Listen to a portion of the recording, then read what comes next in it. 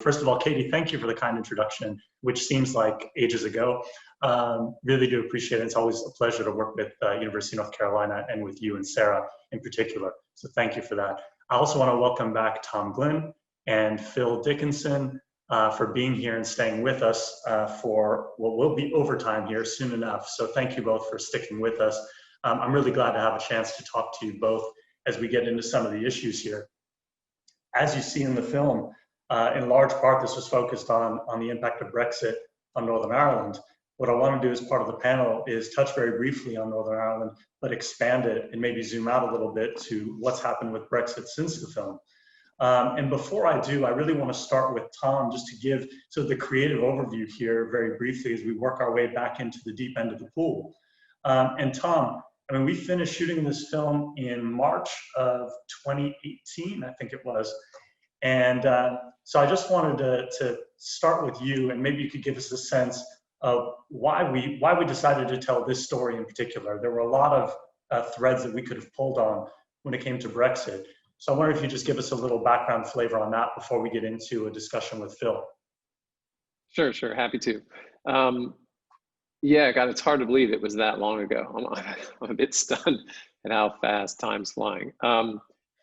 Yeah, so at the time, you know, Ireland and Northern Ireland, the border there wasn't the primary topic everyone was talking about. And Tony, you and I wanted to, we wanted to study the potential ramifications of Brexit on a lot of different things. So we wanted to study, you know, the effects it would have on immigration, the effects it would have on the economy, on business, on political and social issues. And so, you know, you're excellent at what you do, and you had pulled together a lot of different potential topics that we could study, ranging from like Wales to Scotland to London to different parts of England.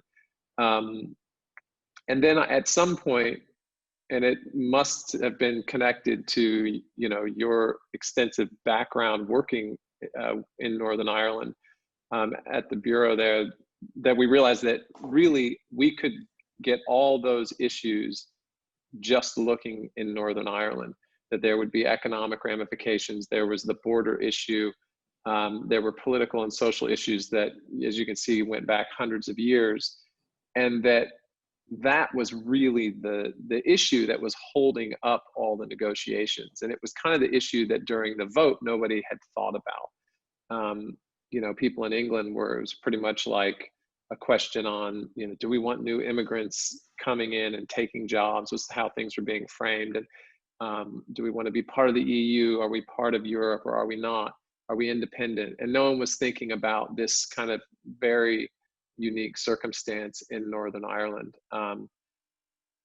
It was also the place where if there was going to be a flashpoint for a real bungled Brexit handling, that would be where things would come down. So it was sort of crazy to imagine now that wasn't our first choice, but we kind of stumbled our way into realizing that while everything that is revolving around this whole situation is right here in this one special place that you, Tony, knew an enormous amount about. And just for people who don't know, you can't walk into Northern Ireland and get interviews with all the people that we had in there. And all those interviews came from Tony's years of work there and the really strong relationships with people he built up on both sides of that issue. So it was kind of an extraordinary opportunity that we had to be able to be put in that position where people would trust us, would trust Tony to get on camera and speak so candidly about these issues. And you can tell, even with all that, there were people who didn't want to be on camera, people who needed to have their faces and voices muddled. But you know, that was really thanks to Tony and the reputation he had built there doing work there for a long time. Thanks for that, Tom. I tend not to give you questions that set up a compliment, but I'll take it. So I wanted to transition a little bit over to Phil.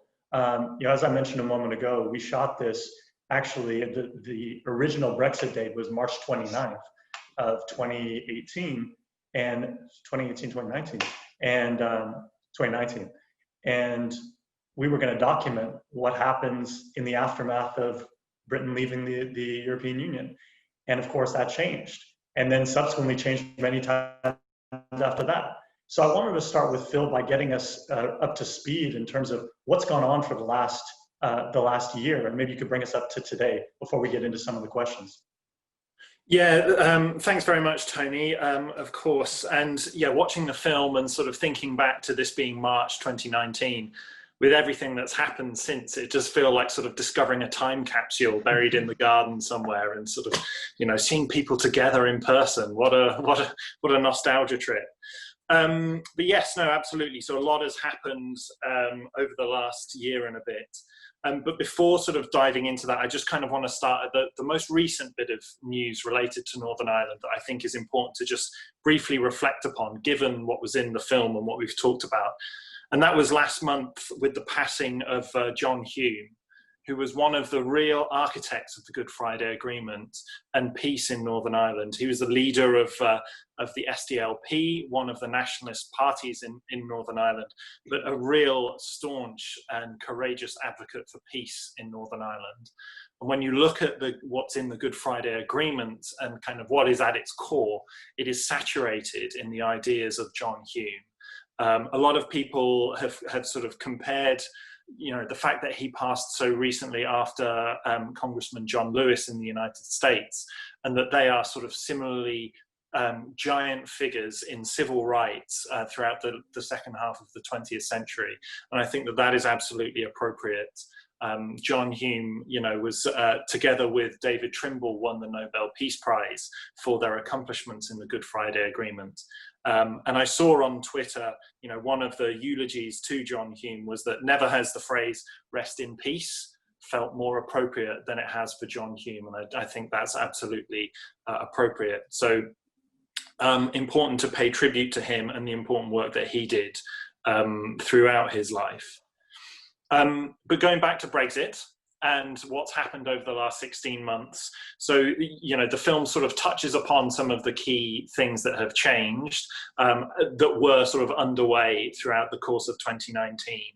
Of course, the then Prime Minister, Theresa May, her deal was defeated 3 times in Parliament, which eventually led to her resigning, and Boris Johnson was elected as leader of the Conservative Party and therefore as Prime Minister.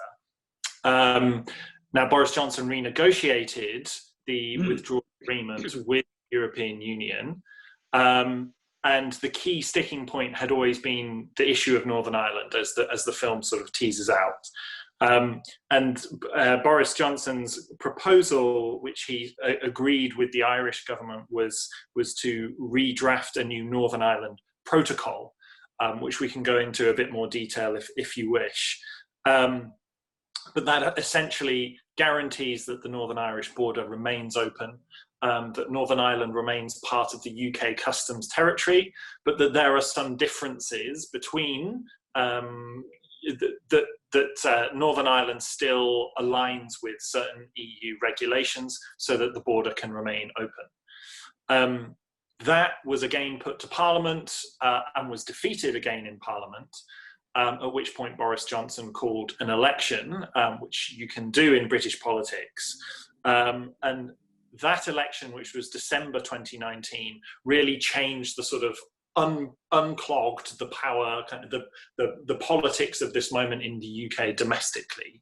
Whereas previously, Theresa May had really had her hands tied by having an extremely narrow majority in Parliament, where she was looking to try and keep the very different forces within the Conservative Party together, and relied on a confidence and supply arrangement with the DUP. Boris Johnson in December 2019 has an 80-seat majority. So he is a prime minister with a real sort of clout and a mandate to therefore sort of go forward with his vision of Brexit. So this newly elected parliament passes the withdrawal agreement bill, and the UK left the European Union formally on the 31st of January of this year. So Brexit has happened now. And at the moment, we are in a transition period between us having formally left the EU structures, but we are currently still sort of have to abide by certain EU rules and regulations. And then at the end of that, end of this year, this transition period ends, and we move into a new relationship with Europe. So that's Brexit. I think it's also important as well to kind of reflect on the changes of Northern Ireland's politics over the last year, because those have been very significant. And the main breakthrough has been, whilst this film was being made, Northern Ireland was in a period where they had no devolved government. There was, not going into details, there had been a scandal that basically broke down the trust between the unionist and nationalist political parties, so that that power sharing agreement had stalled. In January of this year, that was a document called New Decade, New Approach, which was agreed between the British and Irish governments, and then all 5 of the Northern Irish parties basically re-established Northern Ireland's democratic government and their power sharing, which was really significant, not least for confronting the challenges of Brexit, but also confronting the challenges that we weren't anticipating of the pandemic. And then finally as well, the Republic of Ireland also had its electoral moment earlier this year with an election that delivered a slightly inconclusive result and some coalition negotiations which were eventually resolved, with Fine Gael, Fianna Fáil and the Green Party forming a coalition, but also Sinn Féin having a strong performance there in that election. So there's been a huge amount of political flux in the UK, in Northern Ireland, and in the Republic of Ireland over the last year. I hope that sort of covers it all. Thanks, Phil. That's actually a really comprehensive view of the waterfront at the moment. And what I'd like to do is just a note to everyone here, if you want to go ahead and drop questions into the chat box, because of the time in particular, I'm going to try to bring in as many of your questions in addition to my own questions that we can get through in the time that we have remaining. But Phil, to that point, I mean, I don't want to take you too far back in time, but it is a question that came up from the audience, and that's about the process of the Brexit vote. And the question that came up was whether people knew what they were voting for. And I wonder if you could speak to that at all.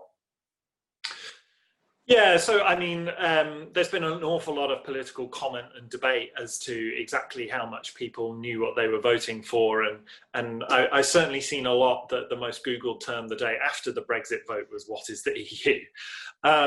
But that's this is democracy, and this is how democracies work. Sometimes it's difficult to turn around and say, okay, actually, are we sure we all knew what we were talking about here? Let's go back and rerun this election.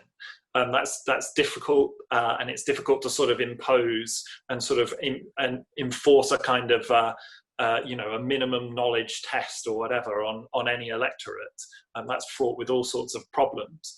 I think a lot of people have speculated that, okay, so now we've seen how it plays out, we've seen where the difficulties emerge, and would the British public vote differently this time? You know, there's been lots of polling to kind of look and tease that out.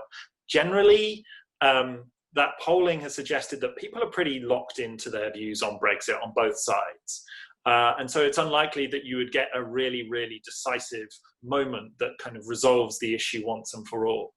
But one way, I suppose, in which you can point to a political moment and decision that says, okay, this is where we're going, is the election of December last year, in which a Conservative government was elected with the one clear through line in their campaign was get Brexit done.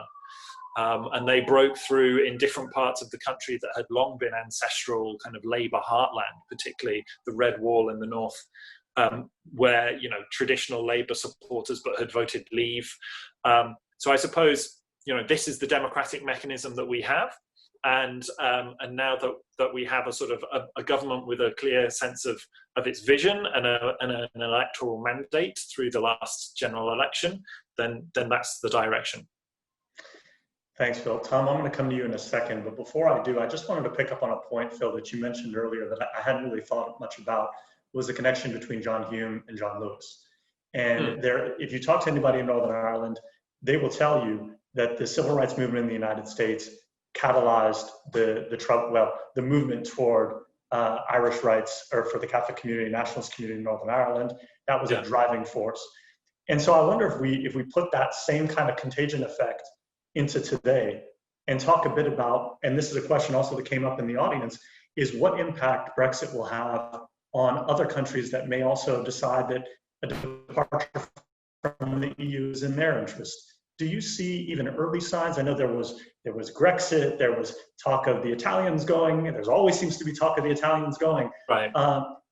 What are your thoughts on the potential contagion effect, for either better or for worse, when it comes to Brexit? You know, I don't know. Speaking very personally, I don't think it's especially likely. I think the UK's relationship with the European Union has always been slightly different to most of the other countries.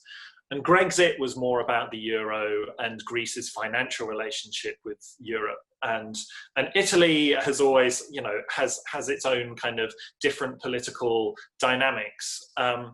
It's difficult to kind of say, looking at 27 individual member states and trying to sort of poke holes and see where is another potential sort of Brexit happening.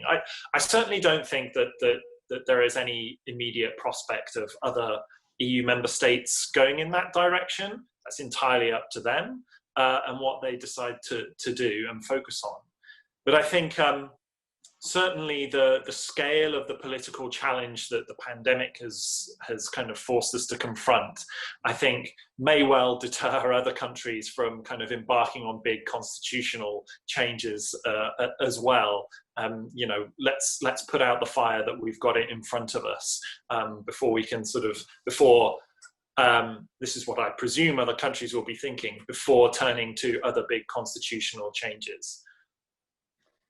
Thanks, Phil. And I just want to point out special thanks to Frankie, who's answering questions in the chat box on the fly. So thank you for doing that. That's very helpful.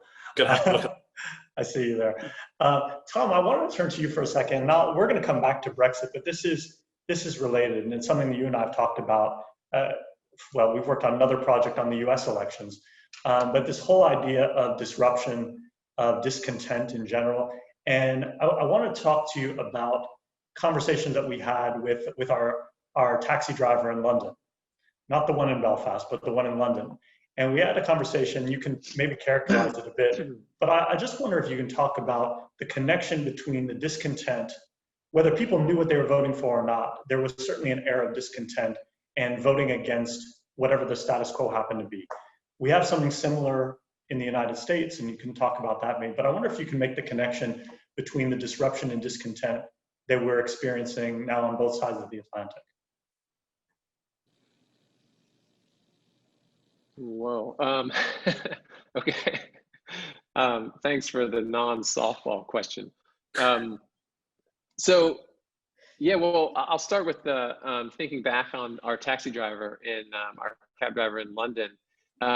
He was a real working class guy, and he's in the film in the beginning, and he was very trusting and open with us, which I appreciated, and he really expressed kind of his discontent without pulling any punches. But what struck me about his point of view, which was so honest, you know, he had spent a life working in, you know, tough jobs and making ends meet and dealing with different crises through his own life, some of which have, you know, were not of his own making. But his willingness to make a decision, and if it required that he was going to suffer, that he was all right with that. It was like, let's just get on with this, you know, so maybe this screws up our economy and, you know, I'm going to have a hard time making ends meet for the next 5 years. Well, you know what? I've been through that before. We'll be okay. Kind of pull up our own bootstraps and let's get on with it. And I did find, and I don't know if you recall this, but I did definitely find that people on both sides of the Brexit spectrum that we talked to were saying, some of the most like ardent supporters of like remaining in the EU were still on the same page with, you know what, we had a vote, we can't go backwards. If we can, you know, if we can really like dampen what Brexit is, great, but we can't just sit here stalled in no man's land. Like if it takes some suffering, there was a general consensus of coming together, I found, from both sides, and that whatever the ramifications were, they were willing to live with them. In terms of, you know, across the pond over here, I can't say I've seen that same kind of unity on both sides of a lot of the issues here around our discontents. So that's maybe the best I can do with that, with that parallel, without getting into the politics of things over here. I figured I was going to put you on the spot to comment on American politics, so I didn't put Phil on the spot, which is beyond his remit and comfort. But I do want to just go back to Phil on the transatlantic connection here, and we've got transatlantic master students here. There was a U.S. role in Brexit to some extent, even if it was nudging the parties in one way or the other, whether or not that was effective. Barack Obama weighed in on it at one point. Donald Trump has weighed on it since. But regardless of the pressure that was applied one way or the other, we're now at a point where the UK is trying to deal with the aftermath. There have been suggestions that there will be a US-UK trade agreement. And then, of course, they've got to make a trade agreement with the European Union as well. So I wonder if you could talk just a bit about what the status of those two negotiations look like at this point. Sure, yeah, absolutely. So, I mean, one of the big arguments for Brexit, and that the government has kind of followed through with, is that it gives us independence to negotiate trade agreements to our advantage in different parts of the world, and we can, we're a historically open and trading nation, and that's something that we want to continue. Taking the US one first, the free trade agreements have been going on for a few months. Since we'd left the EU formally, that's when we could start negotiating on these agreements. The third round of negotiations concluded a week ago, and we had the UK Secretary of State for Trade, Liz Truss, was here, the first minister we've had in the US since the pandemic. And, we're making good progress. It's progressing at some speed. There's lots of different work streams, and they're now into the sort of the textual detail of each of those work streams. So gone from the high level to the detail. And there's been progress on things like intellectual property and rules of origin and this kind of trade sort of ins and outs that I'm not fully an expert on. But there's still work to be done, particularly on removing tariffs. There's been some positive steps from the American side on not applying tariffs or removing tariffs on certain goods. And we want to continue working towards that. We realize that there's a tough political calendar up ahead in the next few months, and that's something that we just have to kind of take into account. But we want to continue to make progress on this, both with the administration and with Congress, and with both parties, and we however the electoral cards land in November, then we continue to want to strengthen and broaden our economic relationship with the United States. And then with the EU, as I mentioned, the transition period ends at the end of this year. That won't be extended. The deadline for trying to extend that period has passed. And I think it's fair to say that there has been some friction between the two sides in terms of the different visions of what the future relationship looks like. And that is where we are now, making some progress, but still trying to kind of resolve some of those kind of more fundamental philosophical differences.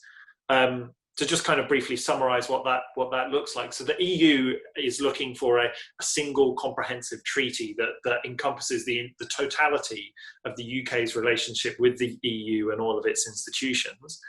Whereas the UK, our preference is for a free trade agreement similar to ones that the EU has with Canada, for instance, to have that at the heart of our relationship with separate agreements kind of built around that. And sort of, bridging the difference between those two different visions is kind of where we are. There are some specific issues around, ensuring that neither side is undercutting the other with standards and regulations, for instance. And fishing always remains, intriguingly, for a small island country like ourselves, fishing remains kind of big totemic issue. But we're also pushing ahead with deals with Japan, with Australia, with other sort of friendly nations who we have close trading relationships with. So it's kind of a multi-pronged kind of approach. A couple of years ago, we were doing some work on the Transatlantic Trade and Investment Partnership, the trade agreement between the US and the EU. And there were always optimists that were saying, oh, we're going to get this thing done. It'll take a couple of months and we'll get it done. And then now we have President Trump will say things like, oh, it's just we'll have this trade agreement done in no time. Boris Johnson, to a lesser extent, but still pretty optimistic about the result. I think that there was something that I read years ago that it took the US about 7 years to negotiate the average trade agreement. And I just wonder if the UK is prepared for an extended period of uncertainty, both in terms of its relationship with the United States and with the European Union. And so it's just getting on with it, or if there is an accelerated process that they've got an eye on at this point. I think the ambition is definitely for an accelerated process. Obviously, you know, an agreement is something that takes two sides, and we'll need to work together with the Americans to come towards that agreement. I think we've made quite a lot of progress so far. So optimism, I think there are, you know, reasonable grounds for optimism that it can move ahead fairly quickly. If you look at some of the other trade agreements that the US has worked on in recent years, perhaps you know, people would have been skeptical that the USMCA could have made the progress that it has in the time that it has. But you know, we're optimistic and remain ambitious, but we'll respond to, you know, it's a partnership that requires both of us to kind of come together, and that's the process that's happening. In our few remaining minutes, I want to maybe bring us back to Northern Ireland for a minute. There have been a couple of questions from the audience about particularly the evolution of Irish republicanism in the years since the Brexit vote, perhaps the run-up to and then following the Brexit vote. It's maybe outside of your scope of work, but could you maybe characterize any changes that you've observed in terms of Irish republicanism and the future of Northern Ireland? So, I mean, one thing that's important to reflect upon is the fact that the devolved government, that the power sharing agreement has come back together. That first broke down in early 2017, so that you know, was in the aftermath of Brexit, but has been re-established. You know, I think I've seen quite a few people. There's always speculation, and it came through in the film about the question of a united Ireland. Does Brexit increase the chances of that? And you know, who knows, I suppose, is the answer. I don't know. Kind of reluctant to speculate on that. As you know, Tony Blair made clear when the Good Friday Agreement was announced, is that depends on consent, and that there are processes within the Good Friday Agreement to provide that consent mechanism, and that remains the case. If it looks like there is a majority in favour of a united Ireland, then referendums will be held on both sides of the Irish border, and then we, you know, respect the result and go ahead, however that plays out. But likewise, I suppose, you know, you had the interview with the Irish Europe minister there. There's not really a huge appetite, I don't perceive, Dublin, to sort of rush ahead with this specific issue. And again, in a COVID world, perhaps even less so. But I think the agreement of the protocol, of the Northern Ireland Protocol, agreed by the UK, Ireland, with the buy-in of the Northern Irish political parties, kind of smooths over that question for now. And within the Northern Ireland Protocol is a democratic consent kind of mechanism, wherein every 4 years the Northern Irish Assembly gets to vote on whether or not they still want to abide by the terms of the protocol, and that's how the consent mechanism, which, you know, came up in the film, is kind of built into the question of Brexit and the border, and ultimately the question of a united Ireland. Yeah, I found it really interesting that if you were referring to Minister McEntee and her comments, and the fact that as we talk to British officials officials and Irish officials, there was very little daylight between the two on the issue of Northern Ireland. Even now, 20 some years after the Good Friday Agreement, there's still quite a bit of unanimity when it comes to that issue. And I found that very interesting. And one thing I would just say very quickly is that, you know, one thing that you can say for Brexit is that it has shaken some complacency, perhaps, that these things are a given and that peace is just kind of taken for granted. And as certainly, I think, fair to say, forced people in the UK to recommit to rethinking about how we really make sure that peace in Northern Ireland remains and is strengthened, and that our relationships with the Irish government, with Dublin, are strengthened, because if we don't have the EU kind of sort of like fallback to work through, then, you know, Ireland is our closest neighbour and one of our most important partners across a whole range of issues. And so this is kind of a way of forcing us to sort of recommit to that and rethink about how to make it relevant. One thing that was really interesting that I'll convey to the group, since we're on the topic, when Tom and I were interviewing people in Dublin, we were asking them about the future of a united Ireland. And we got one perspective that I had never heard in my years working on the island of Ireland. And it reminded me in some ways of the German unification, where they said, if there was a referendum, the North would certainly say yes at some point, and they weren't so certain about the South. And what a tragedy it would be if the North said yes, and then ultimately were rejected by the Republic of Ireland. And they didn't, there was no appetite, at least in that moment, to absorb the North the way the West Germans absorbed the East. I thought it was an interesting parallel at the time, and one that I just hadn't heard before, so that was interesting. Before we get to Katie with the final word, there was one question here in the chat that maybe you could just clear up for us, and maybe there's not a clear answer to it. And it's the question about why didn't they rerun the Brexit vote after there was more information available? You know the trajectory of this, so I wonder if you could speak to why that wasn't redone. Sure. Well, there was certainly a campaign for what was termed a people's vote to hold a second referendum. I suppose it didn't happen because it requires Parliament to agree for the vote to happen in the first place. And there was not there were various kind of proposals that went through the last Parliament that finished in 2019 to suggest a second vote, or to suggest that Theresa May's withdrawal agreement gets approved, but only if it's approved through a second referendum. Ultimately, it kind of came down to parliamentary arithmetic, and I think also a sense that you were referring to, that Tom was referring to earlier, of a kind of Brexit fatigue in the general population, that even if you voted Remain, there's kind of a feeling of like, we can't just always be constantly obsessing over this specific issue. We had a vote on it, it produced a result, and even if I don't like it, then we go ahead as one nation and respect that. And I think, it's referendums are different to elections, with a built-in cycle where, if one party loses an election, then they know when the next one is coming up, and you can sort of, coalesce and regroup and build towards that.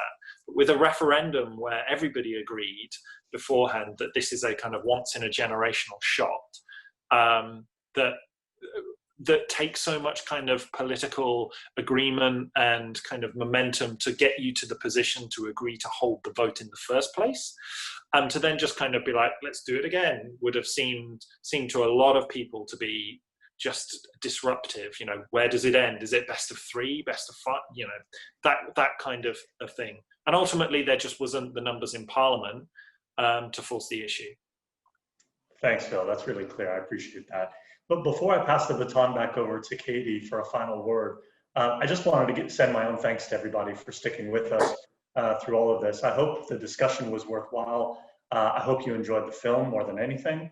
To Phil and to Tom, thank you both for sticking around and for giving us your insights. It's always appreciated, and I love talking to you in any case, even via Zoom. So thank you both for that. So for me, I'm going to pass it back over to Katie for a final word. Thank you all. Thank you so much, Tony. Thank you so much to you and to Tom and to Phil for being here today and for your insights and perspective. I really just can't say enough about the film. I do, Tom, really want to know about filming in cars and that perspective. So I don't know if we have 30 seconds for you to answer that, but would you mind?